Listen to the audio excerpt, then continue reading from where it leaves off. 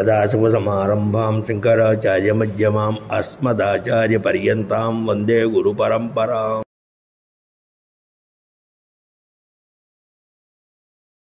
కృత్వా సమాజం విదుషాం శృణు సర్వార్థ సిద్ధినాం. ఈ కథాశ్రవణం చేసేది ముందు 10 మందిని పిలువు, వాళ్ళతో కలిసి కథాశ్రవణం చేయి. ఎప్పుడూ కూడా మంచి పనులకు 10 మందితో చేయాలి. చెడ్డ పనులు ఎప్పుడూ కూడా 10 మంది దూరంగా ఉంది. చెడ్డ పనులు దూరంగా ఉంది. దూర శ్రవణం తన గొప్ప పని కాబట్టి సర్వార్థ సిద్ధి అన్ని ప్రయోజనాన్ని చేకూర్చేటువంటి అని ఇసుప్రాహ కథమే తద్భవిష్యతి. మీరేదో 10 మందిని పిలిచి కథాశ్రవణం చేయమన్నారు, ఎలా సాధ్యం అవుతుందండి?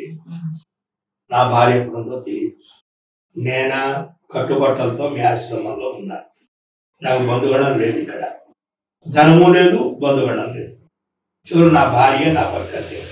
నాస్తి నచాస్తి మే ధనం కించిత్ ధమే నహి సాధక. కాబట్టి ధనము లేదు, ఆ ధనం తెచ్చిచ్చే సాధకుడు నాకు లేడు.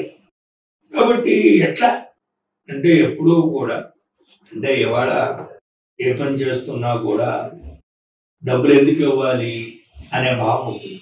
వెనకడ వాళ్ళకి ఏం వెనకండి ఎలా వింటాము అని భావం ఉంటుంది. వాడికి ఏం వినకపోతే ఏమి ఒకళ్ళు ఎలా వింటామో ఎలా ఫలిస్తుంది అది మనకి చాలా తప్పది అనే భావం ఉంటుంది. కాబట్టి నాకు డబ్బు లేదు, డబ్బు సాధించే సాధన నాకు లేదు. త్వమేవ కల్పో మే దేవ తారనే దుఃఖవారిదే. కాబట్టి దుఃఖం అనే సముద్రాన్ని దాటడానికి మీరే నాకు సాధన భూతులు, మీరే ఉపాయం చెప్పండి, ఎందుకంటే నేనేమీ చెప్పలేను, నన్ను ఉద్ధరించండి అని మళ్ళీ ఆయన కాలమే పడ్డాను. శ్రీనారాయణ వాచ అంటే నారదుల వారు మాట్లాడుతున్నారు. అర్థం సచా కృపయా విప్రా కృత్వ సంగం సతాం సదా అంటే మా బ్రాహ్మడి వీడి కోసం సర్గ మహర్షి వారే వీడి కోసం అనేక మందిని పిలిచారు. పిలిచి దినయిష్ట పంచదశ విప్రాహ భాగవతం కూడా అక్కడి నుంచి ఆయన 15 రోజులు భాగవత శ్రవణాన్ని వినిపించారు. శుత్వా భాగవతం రాజా ప్రాపదత్తం మహాబలం. ఎప్పుడైతే భాగవత అన్నాడో భాగవత మహిమ చేత వాడికి అఖండ సైన్యం సముపార్జన జరిగింది.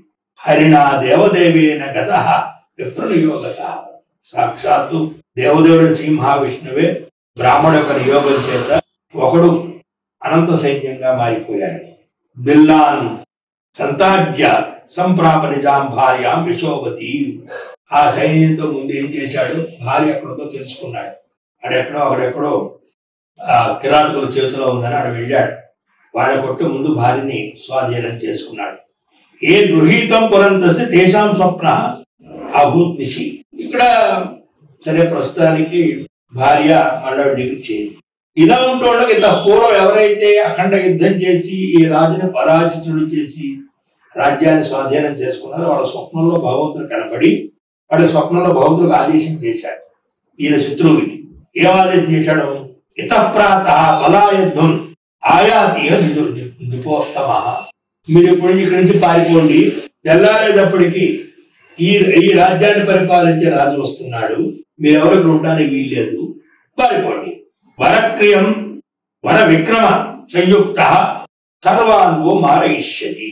ఆ వచ్చేవాడు ఇదివరకు లాగా దురాచార సంపన్నుడు, దుర్మార్గుడు, వ్యసనపరుడు కాదు చూస్తున్నవాడు. వర విక్రమ సంపన్న, బ్రహ్మాండమైనటువంటి భగవద్గీత వరాలు పొందినటువంటి వాడు, అసాధారణ పరాక్రమాన్ని కూడా సంపాదన చేసినటువంటి వాడు. సర్వాన్వహ మారయిష్యతి, ఖచ్చితంగా మిమ్మల్ని అందరినీ కూడా వాడు సంహారం చేస్తాడు. పరమేశ్వర అనుగృహీతంతో నజేష్యత సమ్మత. కాబట్టి పరమేశ్వర అనుగ్రహాన్ని పొందినటువంటి వాడిని మీరెవ్వరు కూడా గెలవలేరు. దీన్ని బట్టి ఏం తెలిసింది, ఇత పూర్వం ఈ రాజు ఓడిపోవడానికి కారణం ఏమిటాయి అంటే భగవద్ అనుగ్రహం లేకపోవడం. ఇప్పుడు కూడా రాజ్యంలోకి రాకముందే రాజ్యాన్ని స్వాధీనం చేసుకున్నాడు అంటే అదేమిటి, భగవద్ అనుగ్రహం కలగడం. కాబట్టి ఎన్ని దేశాలు పరిపాలిస్తున్నా, ఇన్ని ఖండాంతరాలుగా వాడు రాజ్యాన్ని విస్తరింపచేసిన, బ్రహ్మాండమైనటువంటి బంగారమైన సింహాసనం మీద కూర్చున్నా, ఇవన్నీ ఎప్పుడయ్యా అంటే భగవద్ అనుగ్రహం ఉంటే.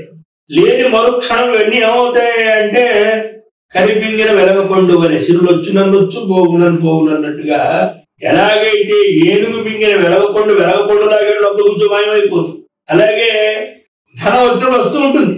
ఎలా వచ్చిందో అది అలాగే పెడుతుంది.